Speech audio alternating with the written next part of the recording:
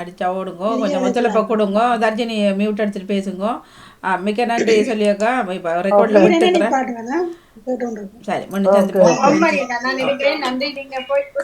நன்றி, வணக்கம். நன்றி வாணி. வணக்கம். நன்றி வாணி. அடுத்ததாக சமகால இலக்கியம் ஆரம்பமாயிருக்கின்றது. இன்றைய தினம் லியாக்கா தான் இருக்கிறதாக்கும், பார்ப்போம்.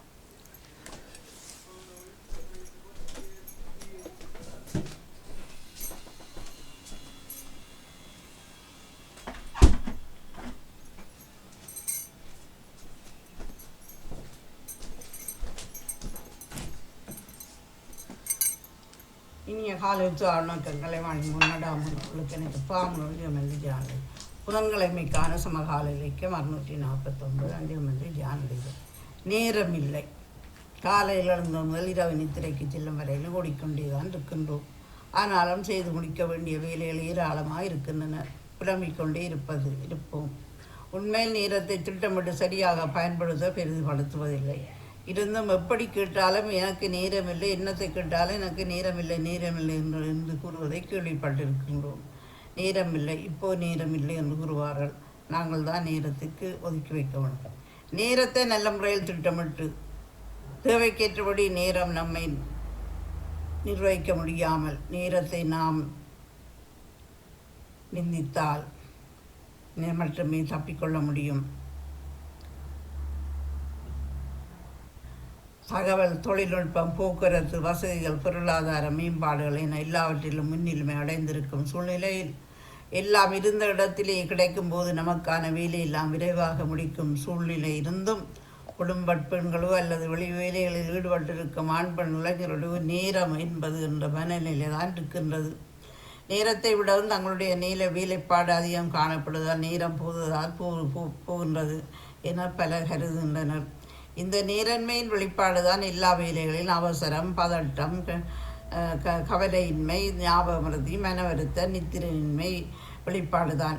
எமக்கு மிக்க நேரமில்லை என கூறுவர்கள் உண்மையில் நேரத்தை சரியாக பங்கீடு செய்ய தெரியாதவர்களே. நேரத்தை எந்த அளவுக்கு சிக்கனமாக முறையாக பயன்படுத்துகிறோம் என்பதில் தான் வெற்றியின் ரகசியம் அடங்கியுள்ளது. நம்முடைய வாழ்வில் நமக்கு கிடைத்துள்ள அரும்பெரும் பொக்ஷங்களுக்குள் மிக முக்கியமானது நேரமே. அதனை தகுந்த முறையில் தனதாக்கி கொள்ள வேண்டும். நாங்கள் தான் நேரத்தை ஒதுக்கி கொள்ள வேண்டும். நன்றி, வணக்கம். நன்றி நன்றி நன்றி. வேறு யாராவது இருக்கிறார்கள் பார்ப்போம். சமகால இலக்கியம். ஓகே, வணக்கம். சமகால இலக்கியம் பாணிமோகனுக்கும் அதிபர் நடாமோகனுக்கும் இத்துடன் நன்றிகளும் வாழ்த்துக்களும். ஆக்கம் 187 ராணி சம்பந்த ஜெர்மனியில் இருந்து. முயற்சி.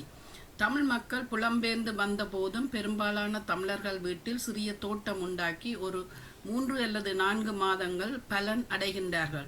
சிலர் காணி இல்லாவிடனும் பால்கனியில் அல்லது சிறு தொட்டி அல்லது மண் சட்டியில் வைத்தும் உண்டாக்கி இருப்பதை பல இடங்களிலும் காணக்கூடியதாக இருக்கின்றது. மற்றவர்கள் சொல்லவும் கேட்கக்கூடியதாகவும் இருக்கின்றது. பச்சை மிளகாய், கத்தரி, வெங்காயம், தக்காளி, பூசணி, பீட்ரூட், போஞ்சி, அத்துடன் எமது மரக்கறியான பாவக்காய், பைத்தங்காய், புடலங்காய், அத்துடன் கீரை என்று பலதையும் வைத்து எமது மரக்கறி எங்கள் தோட்டத்தில் கிடைத்தது என மிகவும் சந்தோஷத்துடன் அதனை பிடுங்கி சமைத்து வயிறார உண்ணக்கூடியதாக இருக்கின்றது. அத்துடன் பிள்ளைகள் கூட விரும்பி சாப்பிடுகின்றார்கள். வாழை கூட பெரிதாக வளர்ந்து பெரிய வாழை இலைகள் வந்து அந்த வாழை இலையில் சாப்பிடக்கூடியதாகவும் இருக்கின்றது.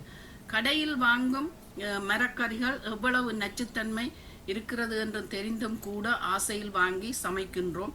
ஒன்றும் கிடைக்காத போது வாங்கி சமைக்கலாம். ஆனால் வசதி இருப்பின் சிறிய தோட்டம் ஒன்றை செய்து விளையாட்டாக அல்லது பொழுதுபோக்காக செய்து பயன்பெறலாமே.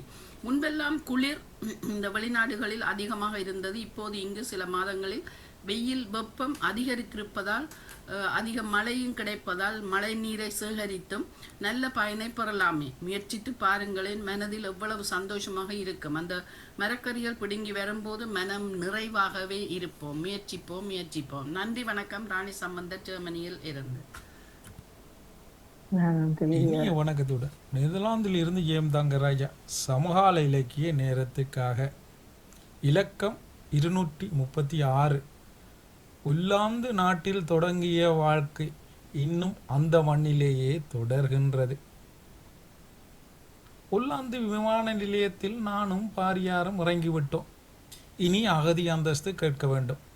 எனக்கு கேட்க வெட்கமாக இருந்தது. மனைவியை கேட்குமாறு கூறினேன்.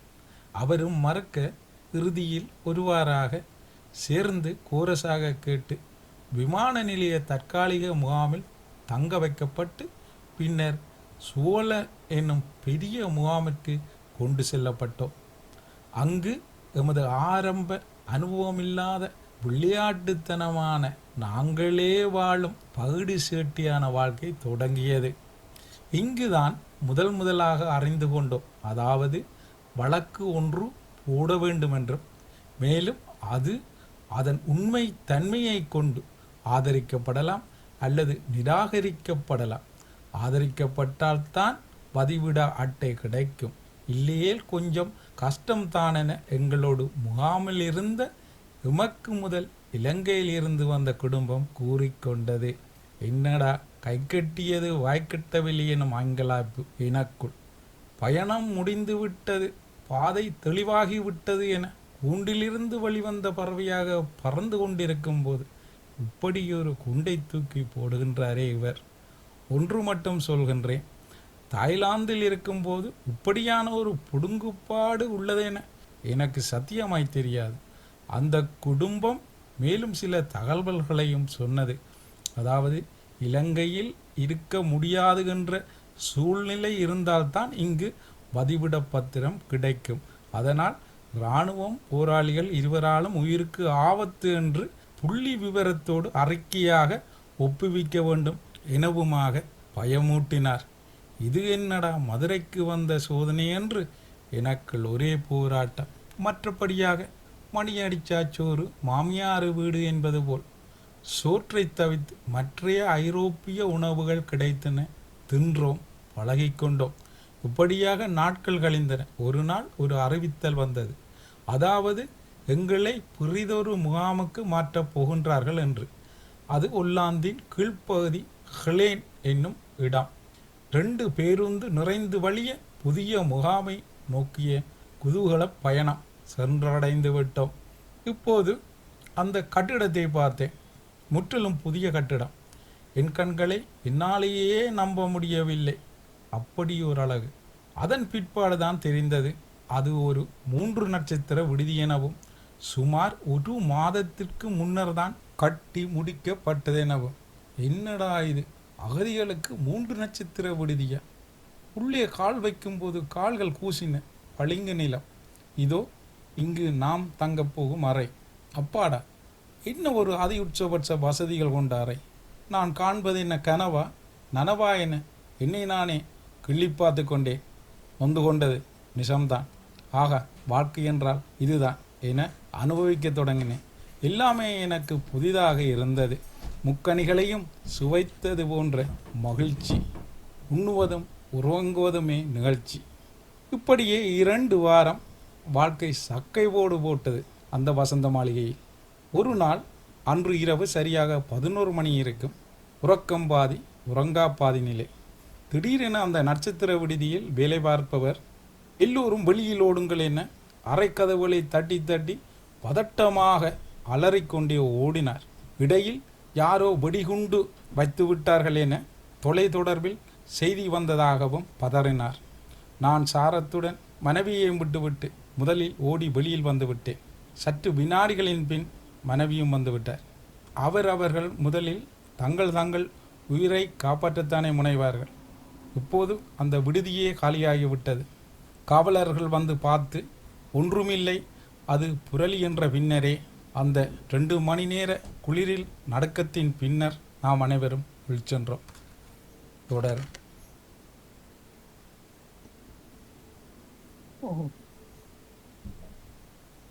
நன்றி நன்றி. கேட்டுக்கொண்டிருந்தவர்கள் வந்து தட்டி கொடுப்பை தாருங்கள். ஜெயந்தங்கராஜா அவர்கள் தொடர் இலக்கியம் தருவதில் மிக சிறப்பாகவே இருந்தாலும் அவர் பாருங்கள், சரத்தோட மனைவியை விட்டுட்டு ஓடுனு போட்டிருக்கிறார்.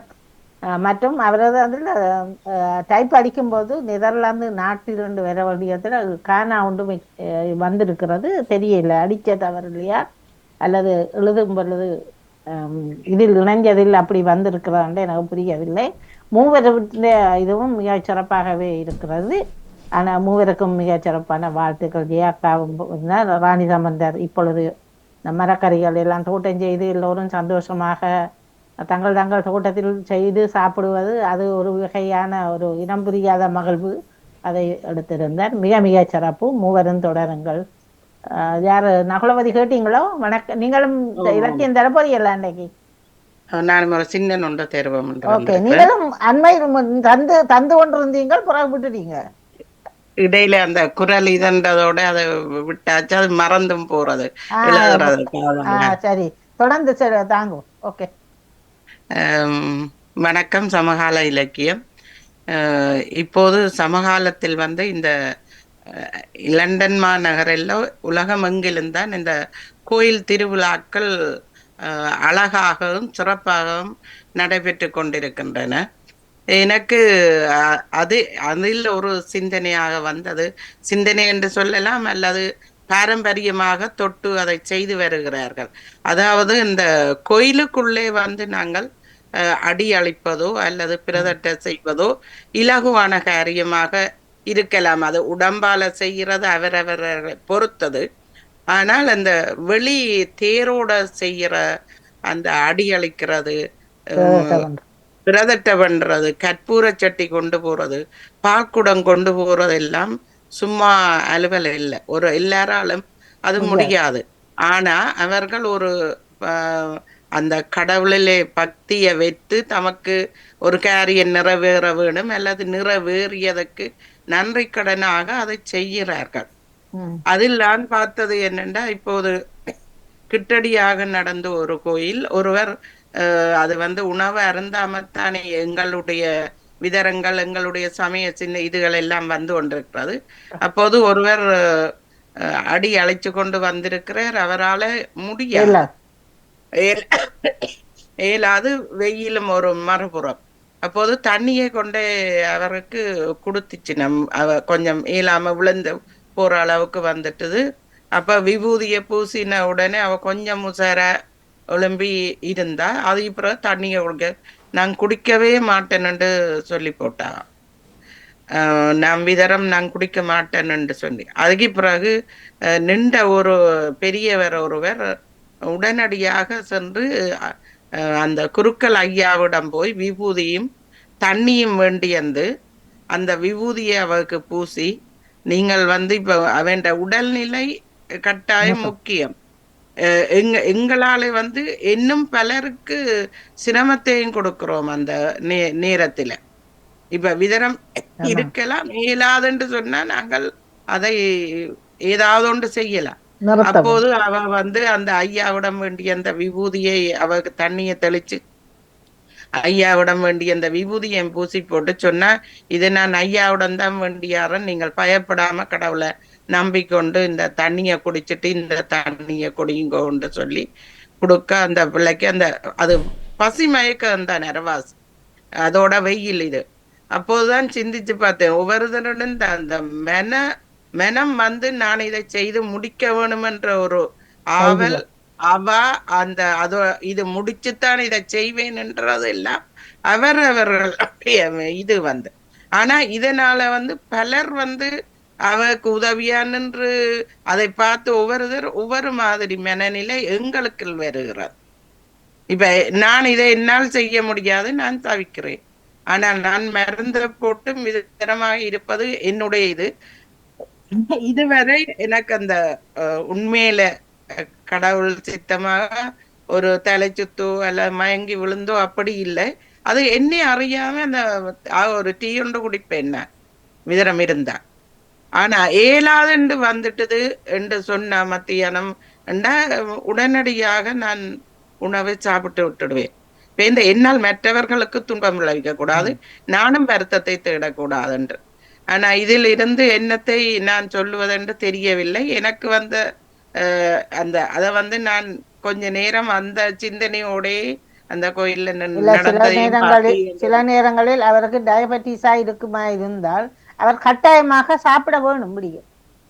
ஓ, கடவுள் எனக்கு கடவுள் சொல்லல இல்ல எங்களுக்கு. கடவுள் நாங்கள் சொல்ல இல்ல ஆ வருத்தக்காரர் எல்லாரையும் உங்கள் நிலை வந்து உங்களுக்கு தான் தெரியும், எனக்கு அதுதான். தெரியும்.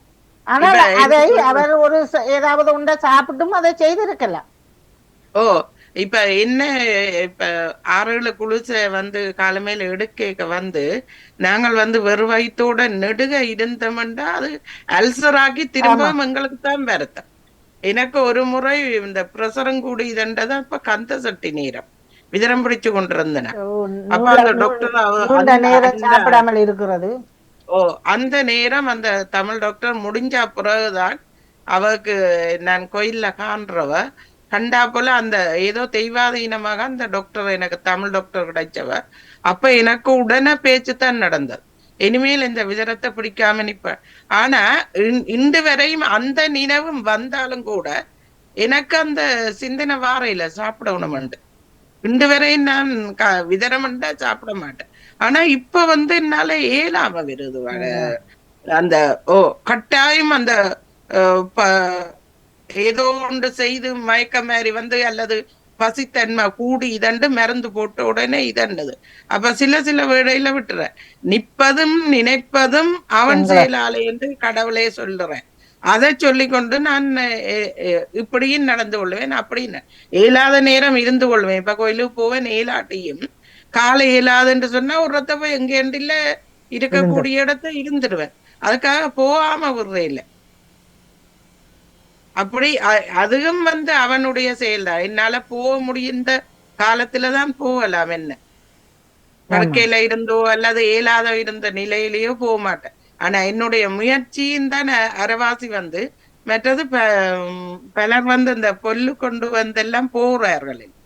அது வந்து சில பேரை பார்த்தன் உண்மையிலதான் அந்த பொல்லு வந்து வெளியில இதுக்காக கொண்டு போயினோம், அங்கால பேசாம தெரியல. அப்படி எல்லாம் எனக்கு நடிக்க தெரியாது. எனக்கு தந்த பொல்லு மூளை கிடக்கிறது வாசனை. எனக்கு அந்த மனமே அந்த எங்கட மனநிலையே மாறிடும். அந்த கொல்ல கொண்டு போய்க்க நாங்கள் ஒரு வருத்தக்காரர், எங்களுக்கு இயலாதன்ற நிலை எனக்கும் வருது, மற்றவைக்கும் வருது, ஒரு அனுபவத்துக்குரிய. அப்ப அதால முயற்சியா ஏதோ செய்து கொண்டிருக்கிற இவ்வளவும் இனி இறைவன் விட்ட வழி என்றாலும் எங்கள்லையும் இருக்கிறது. வருத்தம் என்று படுத்திருந்தோம் என்றால் வருத்தமா வந்து அது மாதிரி இவர்களும் யோசிச்சு செய்ய வேணும் என்றதைத்தான் நான் அறிவுறுத்தலாக என்னால கூறிக்கொண்டு நன்றி. நன்றி. 4 பேருடைய இந்த 3 பேருடைய சமகால இலக்கியமும் நானும் கேட்டேன். நானும் உடனே ஜெயன் தங்கராசு அவர்கள் சொல்லிக்க நாங்களும் வந்த நேரமும் மணி அடிச்சா சாப்பாடு நித்திரம் மாமியாட்ட வீடுன்ற மாதிரி அது. ஆனா அந்த ஹோட்டல்ல படுக்க அதை விட அந்த நேரம் வந்து செல்வி விடிய 7 மணி 8 மணிக்கு இடையில சாப்பாடு முடிஞ்சிடும் காலமே. அப்ப அதுக்கிடையில போகணும், அதுக்காக உழம்பி போறது வில்லங்கப்பட்டு பேருந்து அடுத்தது வந்து இதுக்கு முதல் 12 வந்துடும், அப்படி ஒரு காலம்.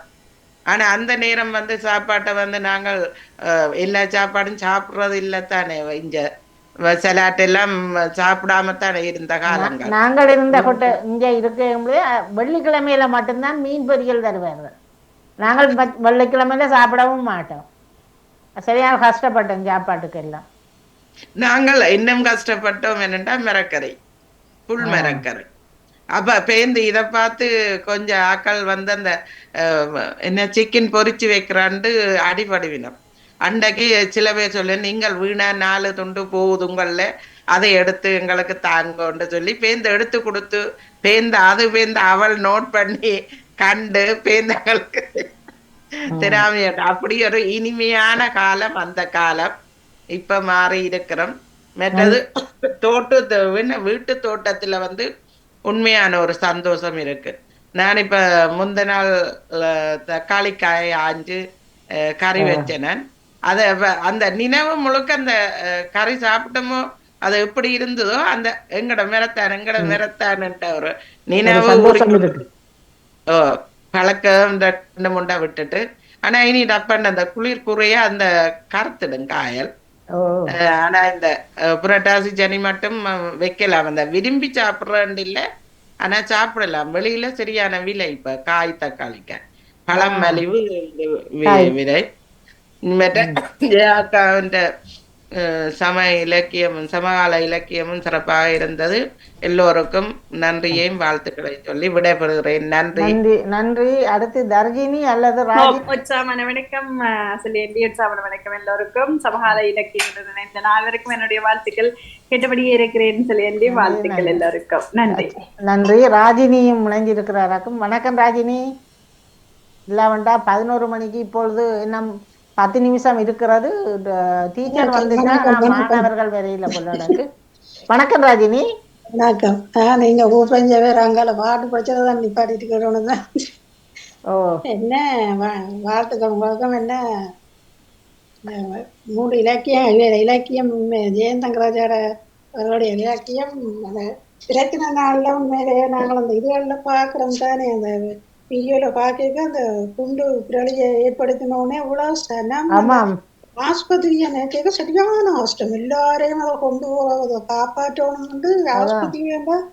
அந்த கஷ்டத்தை மாதிரி தான் இருந்தது எனக்கு. வேற இன்னைக்கு வாட்சொன்று கேட்க ஜெயந்தங்கராஜ் அவர்களுக்கும் ஜெயா நடேசன் அவர்களுக்கும் ராணி அவர்களுக்கும் வாழ்த்துக்களை கூறிக்கொண்டு சில நேரம் நிப்பாட்டிட்டு மற்ற நிப்பாட்ட வேண்டாம். தச்சமயம் இன்னும் ஒரு 15 நிமிஷம் இருக்குது, 10 நிமிஷம் இருக்குது. யாரும் வரையிலா ஒரு 2 நிமிஷம் கதைச்சி போட்டு விட விரும்பும். சரி. இன்று இணைந்து சிறப்பித்த மூவருக்கும் சமகால இலக்கியத்தில் இணைந்த ஜெயம் தங்கராஜா அவர்கள், ஜெயா நடேசன் அவர்கள், ராணி சம்பந்தர் அவர்களுக்கும் சிறப்பான பாராட்டுகளையும் வாழ்த்துக்களையும் தெரிவித்துக் கொண்டு ஒரு 10 நிமிடம் இருக்கிறபடியால் வணக்கம் ராஜினி. நாங்கள் தமிழோடு 2 நிமிஷம் கதைப்போம். வணக்கம் ராஜினி. எப்படி இருக்கிறீர்கள்? நானும் நலமாக உற்சாகமாக இருக்கிறேன். எங்க போறோன்னு சொல்லிக்கொண்டே இருக்கிறீங்க. இன்று எங்கள் வீட்டு சாரளம் உடைந்தபடியால் திருத்தவர்கள். ஏன் சாளரத்தை உடைச்சிங்கள்? ஆத்தியம் வீடு தானே என்று உடைச்சிங்களோ? காலையில் இழுக்கும் பொழுது விழுந்து விட்டது பின்பக்கம் உள்ள பலகை. பலகையை விழுகிற அளவுக்கு நீங்கள் இழுத்திருக்கிறீங்களா? அவ்வளவு போஸ்டா? நாளாந்தம் செய்வது போல்தான். அது உங்களுக்கு கண்ணாடி இல்லையா? சொல்லுங்க. உங்களுக்கு இல்லை அந்த ஜன்னலுக்கு கண்ணாடி இல்லையா? முன்னுக்கு நீங்க சொல்வது இருக்குது, பின்பக்கம் மற்றது பலகை. முதல் சொன்னதான் அது அப்படி அது சாளரம் மாதிரி இருக்காதே பலகைண்டா. கதவை பின் கதவைத்தான் சொல்றீங்களோ? விழுந்தாப்பல் விளைஞ்சிட்டு நிகழ்ச்சி முடிந்ததும் பார்க்கிறோம். அப்ப இப்பொழுது யார் வந்திருக்கிறார்கள் உங்களுக்கு வேலை செய்யறதுக்கு? காப்பட்டர் எல்லாம் வந்துட்டார்களா? உங்களோட வீடு இது மார்னிங் மாதிரி அவர்களுடைய வீடா? எங்கள் வீட்டு வைத்தியரின் டாக்டர்கிட்ட வீட்டுல நீங்கள் இருக்கிறது. அவர் கீழ்பக்கம், நாங்கள் அதற்கு மேல். அப்ப உங்களுக்கு டாக்டர்கிட்ட வீடுன்றபடி அவருக்கு 2 வீடு வச்சுக்கிறாரோ? வீடு மேலும் இருக்கிற வழியால் 6 இந்த பக்கம். அவற்ற சொந்த இதாவே அவர் 6 வீடுகளை வச்சு ஒவ்வொருத்தருக்கும் வாடகை கொடுத்துருக்கிறார். கூறுவது அப்படியே இருக்கட்டும். அப்ப அவர்கிட்ட கொஞ்சம் நிறைய காசுகளே இருக்குமே. உங்களுக்கு டாக்டர்கிட்ட போறதுக்கும் பிரச்சனையே இல்லை. அது அப்படியே விழுந்தளிப்பு போக வேண்டியா என்று சொல்லலாம். மிக சிறப்பு, வாழ்த்துக்கள். பக்கம் பக்கம் என்று போட்டு வந்து அதுல அந்த யோசனை அந்த பக்கம் பக்கம் என்ன அது முந்தைய டாக்டர் எங்களுக்கு பக்கத்துல. அதுல நீங்கள் மேலண்டோ நின்றுட்டீங்கள். மேல் பக்கம் இருந்தா சரி. அதோட என்ன எனக்கு அது விளங்கினாதான் நான் அதை முதல்ல சொல்லி போட்டோன்னு பிறகுதான் சொல்லிச்சுனேன். எங்கட வீட்டுக்கு டாக்டரோட கார் கராஜ். சரி சரி. அப்ப எங்களுக்கு மேல அந்த பக்கம் டாக்டர் கீழே இருந்தவர் பிள்ளைகள் பிறந்து வளர ஏதோ கொஞ்சம் தள்ளி வீடு வணிஞ்சு போயிட்டார். அப்ப அதுவும் கனகாலம் எத்தனையோ வருஷம். இப்ப நாங்கள் 2004 இப்ப 20 வருஷம் வாடகை கொடுக்காம இருந்து இப்ப 2 வருஷம் தான் வாடகை கொடுத்து. அதுக்கு மேல ஒரு வீடு, அங்கால ஒரு வீடு, டாக்டர் வீட்டுக்கு அங்கால என்ன 2 வீடு. ஆனா உண்மையிலே ஆனா நல்ல டாக்டர். ஆக எங்களுக்கு மற்ற வீடுகளுக்கு நாங்கள் எடுக்க போறோம்னு சொன்னா இங்க 600 700 குறைஞ்ச வீடுகளும் ஆமா இல்லை. தெரியும். எங்களுக்கு அந்த நானூற்றி சொச்சத்திலே உண்மையிலேயே அந்த டாக்டரை நாங்கள் பூ போட்டு கும்பிடணும். நாங்கள் தான் வீடு மாறாமல் இருக்கிறோம். பெருசாண்டாலும் மாறினா இப்ப நாங்க இங்க 800 ரூபா குறைஞ்ச நாங்கள் இடத்துல வீடு எடுக்கல இப்ப. அப்ப ஏதோ நன்றி. நன்றி. வணக்கம் நகுலவதி. வணக்கம் செல்வி நித்யானந்தம் அவர்களே. என்ன இன்று காலையில் சமைக்கவில்லையா? இனித்தான் செய்ய இருக்கிறேன். அப்ப என்ன காலையில் என்ன சாப்பாடு சாப்பிட்டீங்க? பிரெட் மெட் ஜாம் பட்டர். மேல் வீட்டில் இருக்கிறேன். கீழ் வீட்டுக்கு போனாதான் அவற்றை எல்லாம் பார்க்க வேணும். இனித்தான். அப்ப காலையில் சாப்பிட இல்லையா இது வரைக்கும்? நீங்கள் மற்றவருக்கு அறிவுறுத்தல் சொன்னீங்கள், தனக்கு இல்லை தானே? என்னுடைய பிள்ளை எனக்கு தெரிகிறது, செய்வது குறைவு. அப்ப காலையில் இதுவரைக்குமே இப்ப உங்களுக்கு 9 10 மணி ஆகுறது, லேட்டா போயிட்டுது.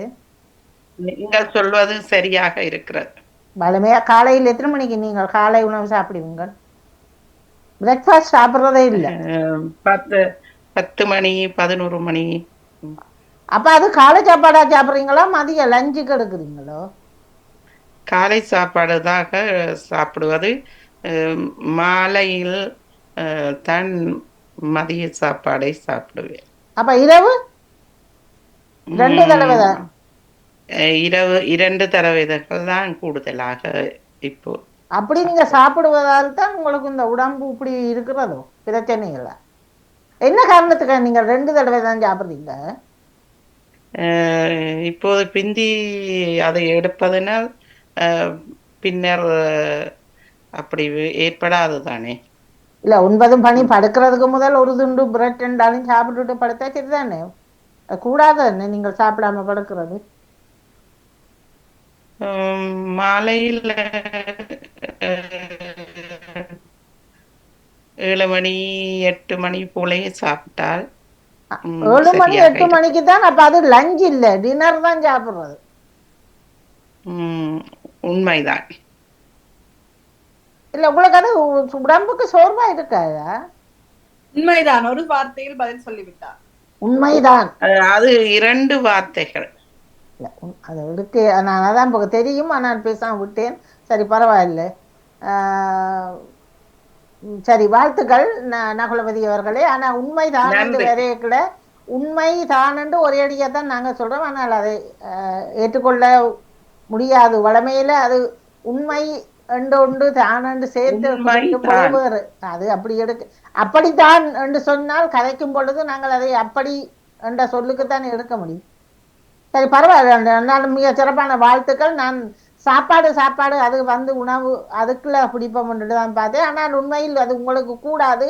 நீங்கள் அப்படி சாப்பிடாமல் எளியாலும் பேக்கல ஒரு விடிய சாப்பிடுங்க. பசிக்கிறதே இல்லை. தேநீர் கூட இன்னும் குடிக்கவில்லை. அப்படி அதனாலதான் அப்படி இருக்கிறேன். பசிச்சா ஓடி போய் சாப்பிட்டுடுவோம். இப்ப இனிது அதை சாப்பிட்ட இல்ல தேநீர் குடித்தேன்டா பேருந்து பசிக்கவே மாட்டது. தண்ணி குடிப்பேன். ஓகே, நன்றி நன்றி நன்றி. அடுத்த தர்ஜினி, வணக்கம். உற்சாகமான வணக்கம் உங்களுக்கு. எப்படி இருக்கிறீங்க? நல்ல உற்சாகமாய் உள்ளே. நெத்தலி கொதிகள் என்ன செய்தீங்க? நெத்தலி பொரியல் 2 வாய்க்குள்ள வைத்துக் கொண்டுதான் கதைக்கிறேன். நெத்தலி பொரியல் இலங்கையில இருந்து கொண்டு வந்தீங்களா? இது பழைய காலமாகி விட்டது. அப்ப பழச புதுசாக்குறீங்க. குளிர்சாதன பட்டியில் வைத்து பாவித்தேன். குளிர்சாதன பட்டியில் இந்த கருவாடு சாமான வைக்கிறேன்னு சொல்லுகிறார்களே, அந்த புரிச்சு என்னத்துக்கு உதவும்? அதற்கான கருவிதான் அதுவாக இருக்கிறது எங்களிடம். என்ன 2 புரிச்சு வச்சுக்கிறீங்க? அப்படி செய்வதுதான் சரியாக இருக்கும். அப்ப தனியா ஒன்றுக்குள்ள மட்டும் தனியா மச்சந்தான். அப்படி வைத்தால்தான் அந்த மனம் வேற ஒன்றில் சேராது. நான் நினைச்சேன் நீங்கள் சைவம் தான் சாப்பிட்றதாக்க வேண்டும். எப்ப பார்த்தாலும் மரக்கறி சாப்பிட்டேன், பச்சையா இரவுல சாப்பிட்டேன்டா போல நான் அப்படித்தான் நினைச்சேன். கொஞ்ச காலமாக சைவம் தான் சாப்பிட்டு வந்தேன். பின்பு நெற்றலி மீன் சாப்பிட வேண்டியதா இருந்தபடியினால் அதை உண்டேன். நீங்கள் இலங்கையிலிருந்து வந்தீங்கள். இறால் கருவாடு, கனவா கருவாடு என்று கொண்டு இல்லையா? முரல் மீன் கருவாடும் விள மீன் கருவாடும் வேண்டி வந்தோம். வேற கருவாடுகள் இல்லையா அங்க? அங்கதானே இப்ப கருவாடு அவ்வளவு சரியில்லையே. இந்த 2 தான் எங்களுக்கு பிடிக்கும். கருவாடு நான் கருவாடு வாங்கி கொண்டேன். எங்களோட வீட்டுல பிடிக்க இல்லையா? சரியாக சமைத்தால் எல்லோருக்கும் உணவாக 26,000 ரூபாய் எடுத்த 26,000 சொச்சம் எடுத்தார்கள். ஆனா கருவாடு மனமா பிடிக்கல என்றார்கள். உடன் மீனை விட இந்த காய வைத்த மீனின் விலை அதிகமாகத்தான் இருக்கிறது. ஏனென்றால் அந்த கருவாடுகளுக்கு நான் நினைக்கிறேன் மருந்துகள் போடுறார்கள் போலடக்கு. கடல் நீரில் தானே தோய்த்து அதை வைத்து பாவிப்பார்கள், காய வைப்பார்கள். ஆனால் எனக்கு தெரியாமல் இருக்கிறதே. இல்ல இப்ப அந்த கருவாடுக்குள்ள கலர் இத இருந்தாண்டா அந்த மருந்துகளே அடிச்சுத்தானே அதை பாதுகாக்கிறாரு. குளோரோஃபார்ம் அடிச்சு பாதுகாக்கிறார்கள் என்று கேள்வி. அப்படி இருக்குமா? எனக்கு அப்படி தெரியாமல் இருக்கிறது. அப்ப நீங்கள் எங்க வாங்கிட்டு வந்தீங்க? கடையிலயா? உங்களுக்கு காரநகரில் என்றபடியே ஆக்கள் கொண்டு தருவார்களா? கிட்ட காரைநகரில் கருவாட்டு கந்தசாமி என்றால் எல்லோருக்கும் தெரியும். அவரிடமே வேண்டி வருவோம். கருவாட்டு கந்தசாமி மிக துப்புரவாக செய்து வித்தபடி இருக்கிறார். அதுதான் தொழில் அவருக்கு. அவரின் வியாபாரமே அதுதான். ஆம் என்று சொல்லிவிட்டே. ஆம் வியாபாரம் சொல்லிவிட்டீங்க. ஆனாலும் கருவாடு வந்து விட்டது. நான் அதுக்குள்ளே முதலே பிடிச்சிருப்பேன். டைம் போட்டு விட்டுட்டேன்னா மிக சிறப்பு, மிக சிறப்பு. சரியாக நன்றி நன்றி தர்ஜினி. நன்றி இணைந்திருந்த தர்ஜினி, நகுலவதி, ராஜினி அல்போன்ஸ், உங்கள் மூவருக்கும் மிக சிறப்பான வாழ்த்துக்களை தெரிவித்துக் கொண்டு டீச்சர் வந்திருக்கிறார். வணக்கம் டீச்சர். வணக்கம் டீச்சர் வந்திருக்கிறா. கோசலியா அவ வந்திருக்கிறா. கோசலியா ஞானம் அவர்கள். வணக்கம் டீச்சர். டீச்சர் வரவில்லை, கேட்பதற்கு தான் வந்தேன்.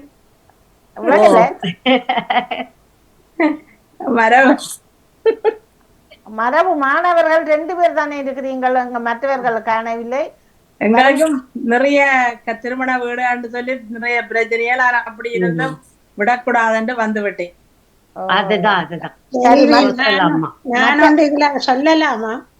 சொல்லுங்க சொல்லுங்க.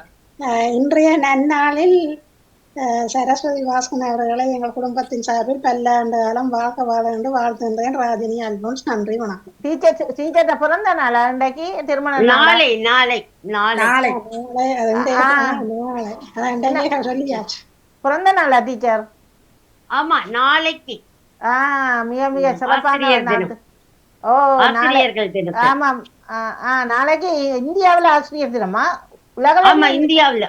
உங்களுக்கு எல்லாம் அக்டோபர் எங்க இந்தியா? நான் தெரியல. அக்டோபர் 10 அப்படி வாரதா இருக்கணும். ஆனா இலங்கையில நாளைக்கா? இலங்கையிலும் நாளைக்காதான் இருக்கும்னு நினைக்கிறேன். பட் ஆனா இந்தியாவில நாளைதான். நாளைதான். அதுதான் ஆசிரியருக்கு நாளை. அந்த நாளிலே மிக மிக சிறப்பான வாழ்த்துக்களை தெரிவித்துக் கொள்கிறோம்.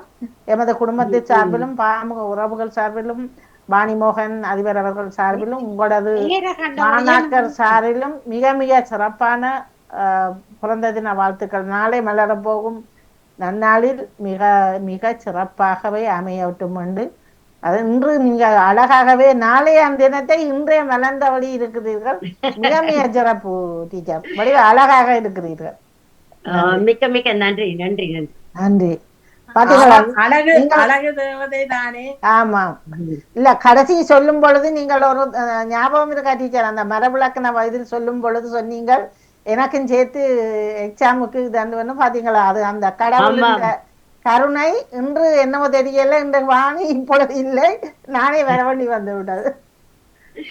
பரவாயில்ல பரவாயில்ல. இல்ல மனம் போல் நடக்கிறது. ஆமா ஆமா, மனம் போல் மாங்கல்யம். எங்க கூட மற்ற மாணாக்கர்கள் எல்லாரையும் சிவதர்ஷினி ஒரு 10 நிமிடத்திலே இணைவதாக சொல்லியிருக்கின்றார். ஓகே, அப்ப நீங்கள் இப்பொழுது இவரோட ஆரம்பிக்க போறீங்களா அல்லது என்ன செய்ய போறீங்க? இல்ல இன்னும் ஆரம்பிச்சிடலாம்னா ஆரம்பிக்கலாம், ஒன்னும் பிரச்சனை இல்லை. நீங்க இல்ல உங்கள் நிகழ்வு நிறைவடைந்து விட்டது. ஆமா ஆமா, நிறைவடைந்து விட்டது. நான் முதலே முடிஞ்சது. நாங்கள் சும்மா 2 நிமிஷம் கதைச்சுட்டு இருந்தோம். நீங்கள் கதைக்க போறீங்கள் என்று சொன்னால் உங்களுக்கு ஓகே என்றா சொல்லுங்க. ஓகே, வணக்கம் டீச்சர். வணக்கம் வணக்கம். கவனமாக கதையுங்கள். நீங்கள் ஆரம்பத்திலேயே அப்படி கதைச்சு கொண்டு வரீங்களா? கொஞ்சம் நான் இடக்கு முழக்கா கேட்பேன், கவனமாக கதையுங்கள். நாளை பிறந்த நாளுக்கு என்ன டீச்சர் கேட்க வெட்ட போறீங்களா? வீட்டிலே உள்ளவர்களை பொறுத்தது. உங்களுக்கு தெரியாது நாளைக்கு கேக்கு வெட்டுவார்களா வெட்ட மாட்டார்களா? நீங்களாகவே நீங்கள் வீட்டிற்கு தயாரிப்பீங்களா? என்னுடைய மகளின் அவள் நினைத்தபடி அவள் செய்வாள். அவருக்கு தானே இப்ப திருமணத்துக்கு நீங்கள் இப்ப எல்லோரையும் டிசம்பரில் திருமணத்துக்கு இப்பவே அறிவிச்சிட்டு இருக்கிறீர்கள். அவருக்கு எத்தனை வயசு? சின்ன வயசா இருக்குமே அவருக்கு. ஒரு மகள் தானா?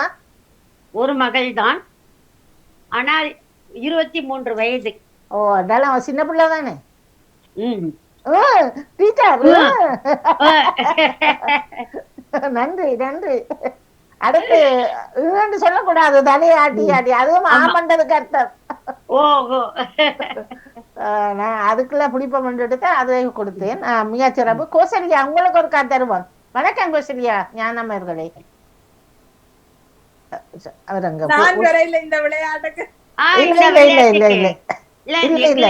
இந்த விளையாட்டே கிடையாது, நாங்க மரபுதான் விளையாடுவோம். டீச்சர் உங்களிடம் ஒரு கேள்வி. இந்த கேக்ன்றதுக்கு நாங்கள் தமிழ் சொல்லே மறந்து விட்டோம். கேக்குக்கான தமிழ் சொல் என்ன டீச்சர், இதா தெரியுமா? மறந்துட்டோம். ஆமா, கேக்கும் தொடல் என்று சொல்றதையும் அதுக்கான தமிழ் சொல் ஞாபகம் கட்டிகை என்றதானா? ஓகே ஓகே, கேக்கு சொல்றது கட்டிகை. ஆமா, கட்டிகை. இல்ல அது வேற சொல்லொண்டு இருக்குது, நல்ல சொல்லு இருக்குது. இந்த புத்தகம், தமிழ் புத்தகத்துல சரியா அந்த பிள்ளைகள் 5ஆம் ஆண்டு இருக்கு அதுல இருக்குது. கணக்க சொல்லு மாத்தி இருக்கிறாங்க. நாங்க அதை எல்லாத்தையும் நாங்களும் திருப்பி எடுக்கிறதும் இல்ல, ஞாபகப்படுத்துறதும் இல்ல, மறந்து போய். அதான் நாங்கள் அப்போதான் பார்த்தேன், கேக் இந்த படம் போட்டு அணிச்சல் என்று கிடந்தது. ஆனால் அணிச்சல் ஆமா அணிச்சல், ஆனா அணிச்சல் பிஸ்கெட்டை சொல்றதுன்னு சொல்லி சொல்லும் இருக்கு. இருக்குது. நான் அடுத்த முறை எடுத்து போட உங்களுக்கு தருவேன். ஓ சரி, இப்ப நீங்க கதைங்க, பரவாயில்ல. உங்களை அப்படி பயப்படக்கூடாது. இது என்ன ஆமம் இல்லைன்னு தானே சொல்லக்கூடாது. நான் அப்போது அவ கதை கேட்க யோசிச்சேன். நான் இவனுடைய கருவாடுன்னு பாவிக்கிறான்.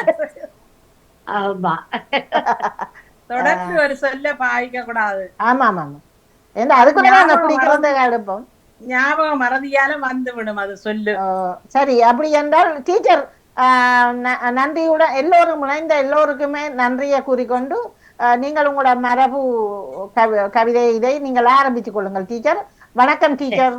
வணக்கம் வணக்கம் வணக்கம் அனைவருக்கும் வணக்கம். இன்று மரபு கவி வணக்கம். மரபு கவி கற்போம் யாப்பிலக்கண முறைப்படி என்ற வகையிலே இன்று 111வது வகுப்பினை நாம் சந்திக்க இருக்கின்றோம்.